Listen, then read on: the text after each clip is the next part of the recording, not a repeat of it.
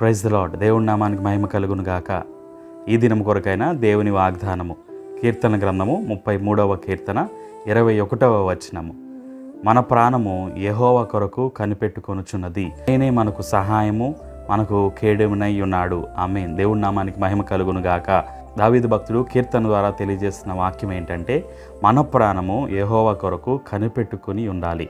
మన ప్రాణము, మన ఆత్మ, మన దేహము మూడు కూడా దేవుని కొరకు కనిపెట్టుకుని ఉండాలి. అప్పుడు దేవుని వలన మనకి సహాయం కలుగుచున్నది, దేవుడు మనకి కేడెముగా ఉంటాడు అని దేవుని వాక్యము సెలవిస్తుంది. దేవుడు ఎల్లవేళలా మనల్ని రక్షించే దేవుడు, మనల్ని కాపాడే దేవుడు.